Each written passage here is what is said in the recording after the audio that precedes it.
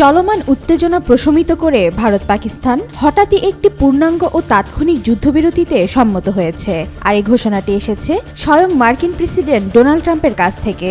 যুক্তরাষ্ট্রের মধ্যস্থতায় দীর্ঘ আলোচনার পর ভারত পাকিস্তানের মাঝে যুদ্ধবিরতি চুক্তি কার্যকর হয়েছে। তবে পরমাণু অস্ত্রধারী এই দুই দেশের যুদ্ধবিরতি নিয়ে সামনে এসেছে নতুন তথ্য। মূলত ভারত পাকিস্তান সীমান্তে উত্তেজনা বৃদ্ধির প্রেক্ষাপটে ভীতিকর ও উদ্বেগজনক ও গোয়েন্দা তথ্য পাওয়ার পর ভাইস প্রেসিডেন্ট জেডি ভেন্স ভারতের প্রধানমন্ত্রী নরেন্দ্র মোদীকে ফোন করে পাকিস্তানের সঙ্গে যুদ্ধবিরতি আলোচনা শুরুর আহ্বান জানান। এমনটাই জানিয়েছে মার্কিন সংবাদ মাধ্যম সিএনএন।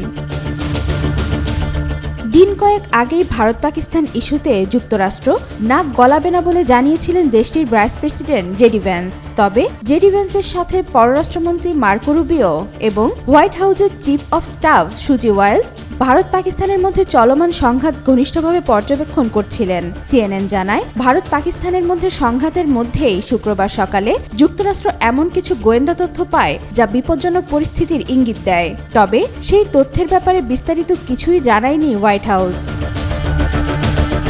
তথ্যের ভিত্তিতে vice president Vance president Donald ট্রাম্পকে পুরো পরিকল্পনার ব্যাপারে অবহিত করেন। এরপর জেডি ভ্যান্স সরাসরি নরেন্দ্র মোদীকে ফোন করেন। ভ্যান্স এ সময় মোদীকে উৎসাহ দেন যেন ভারত সরাসরি পাকিস্তানের সঙ্গে যোগাযোগ করে এবং উত্তেজনা কমাতে উদ্যোগ নেয়।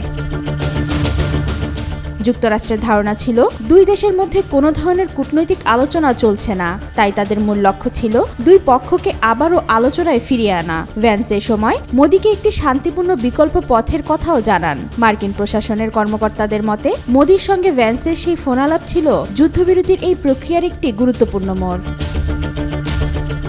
ওয়াহিদা পারভিন, আজকাল।